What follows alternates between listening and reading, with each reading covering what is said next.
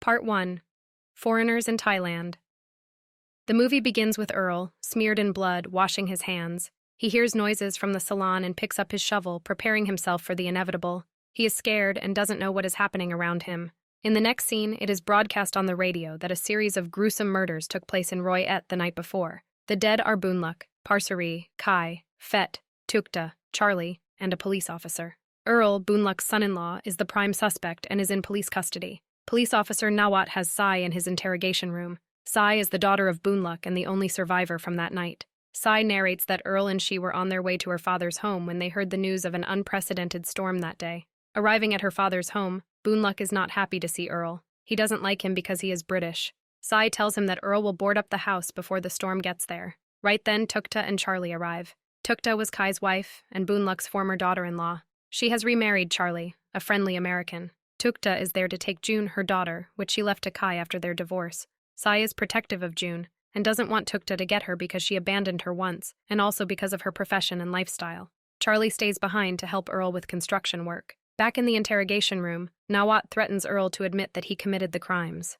Earl narrates that he was boarding up the house that day with Charlie, chatting about their lives in Thailand. He tells how he met his wife, Sai, at work. Charlie appears condescending towards the Thai people, which irritates Earl. In the kitchen, Sai prepares dinner with her mom and aunt. Her mom informs her that Sai's ex-husband, Fet, is also coming for the dinner. Kai, Sai's brother, is a close friend of Fet and has invited him for dinner, and his mom couldn't do anything about it. Sai's mother and aunt are not happy with her decision to marry a white man. Next in the interrogation room is June. Nawat tries to befriend June, tells her stories from his childhood, and brings her toffee. June narrates that on the day of the event, she comes home from the market with groceries and finds her grandfather, Boonluk, grumpy. June then meets Earl most excitedly. She goes to the kitchen and meets Sai. However, her grandmother, Jan, curses her for being a burden on them.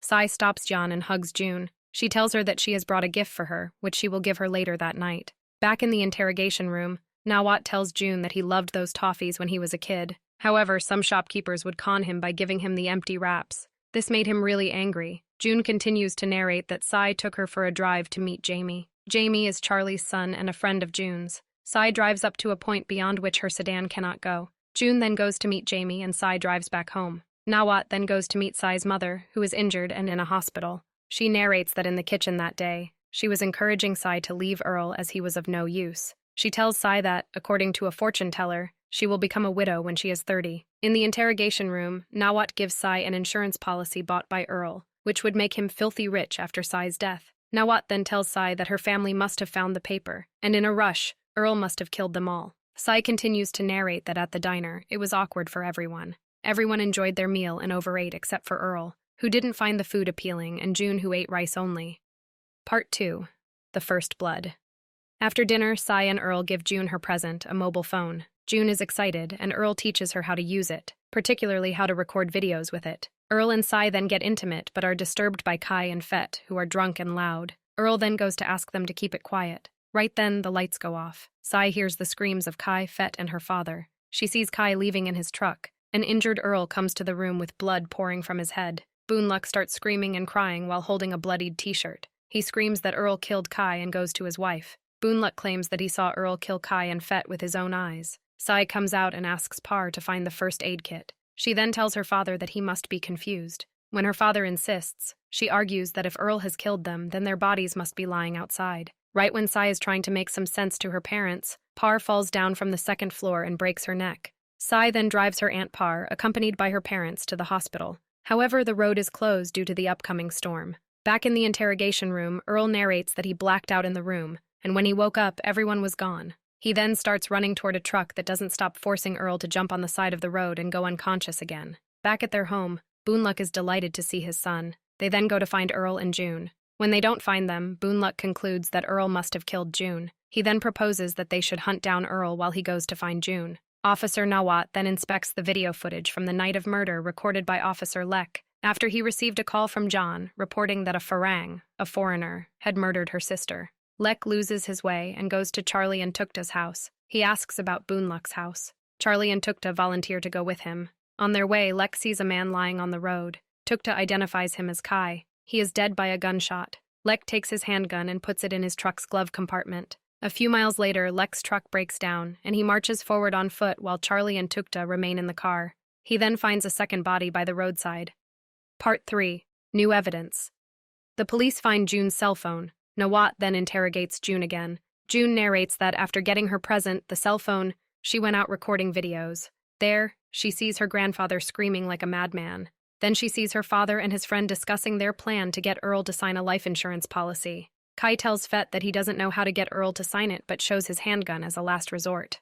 Kai plans to kill Earl so that Sai would inherit the money. Then Earl comes to ask them to keep quiet. He sees that one of the wood blocks has loosened. He uses a hammer to nail it back. Kai and Fett then pretend that Earl wants to kill them and scream jokingly. Boonluck sees their shadow and screams, concluding that Earl is actually killing them. Kai and Fett leave to get drinks, and Earl accidentally breaks the window, and a piece of glass pierces his forehead. He starts to bleed heavily and heads back to his room. June goes to the room where Earl has blacked out. She records her Aunt Par getting into the room and stealing from Earl.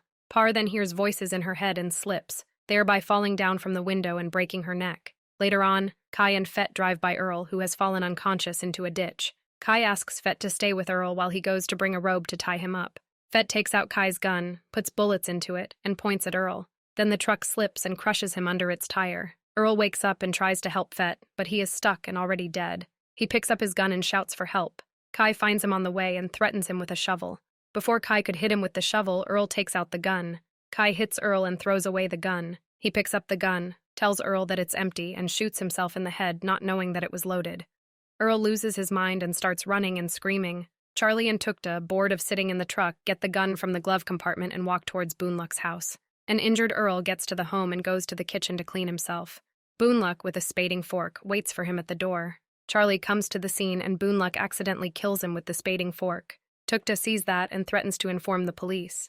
Boonluck then kills her as well with the spading fork. Earl jumps out of the kitchen, starts running, and hits Lek, breaking his body cam. Lek apprehends him and puts him in handcuffs. They both go to Boonluck's house. Jan and Boonluck are trying to get rid of Tukta and Charlie when Sai arrives. There, Boonluck tells Lek that Earl killed Tukta, Charlie, and Par. Lek then informs them that Kai and Fett are also dead. Lek tries to understand what happened in the house. He gets suspicious of Boonluck. Boonluck attacks Lek, and a fight breaks out. Jan picks up Lek's handgun, points at Earl, and wants to shoot him. However, Lek shoots her in the arm but doesn't kill her. Jan retaliates and fires multiple rounds at Lek, killing him instantly. She then loses consciousness and falls down.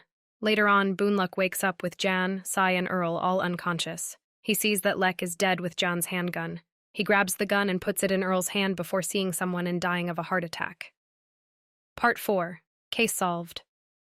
Nawat tells Sai that Earl is innocent and all his charges have been dropped. He adds that her mother ran away. Sai meets a shocked but relieved Earl at the police station. June is still in the interrogation room. Nawat asks if she bought magic mushrooms from the market that day. June says no and leaves the room. June recalls hearing how her grandparents hated her and wanted to hand her to Tukta. She recalls meeting Jamie and finding out about the magic mushrooms that his father grows in their yard. They both consume it and hallucinate. June then takes a bag of those mushrooms and puts them into the dishes for that night's dinner. She recalls how everyone consumed the hallucinogen and went a bit crazy. Scaring her grandfather, June jumps into her father's track before he and Fett go out. Watching that Fett is threatening Earl at the ditch, it is she who releases the truck's handbrake, causing the slip and ultimately the death of Fett. It was also her who gave his grandfather a heart attack that night. Walking through the police station's corridor, June smiles at her accomplishment. Sai and Earl pick her up at the station. The movie ends with Sai and Earl having both Jamie and June's custody while driving through a Thai landscape, and Nawat finding one toffee in his jar empty.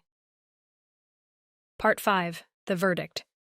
The movie blends a number of elements confidently together, from courtroom drama to wry humor, in an intriguing manner. The movie is entertaining with interesting commentary on cross-cultural relationships. Aesthetically, the movie is filmed in a lot of bright colors with some excellent editing. Having achieved all these, the movie is a bit lengthy and could have been cut short. Besides, it was an ambitious effort to connect a multitude of characters with competing motivations and versions of what happened that fateful night. Nevertheless, the movie is rewarding to watch. While being far from perfect, it provides almost 2 hours of entertainment involving a crazy murder investigation with wicked and dark comedy, and a story of modern intercultural marriages. This was our recap and verdict. Tell us what you liked or disliked about this movie. Let us know in the comment section what movie we should recap next.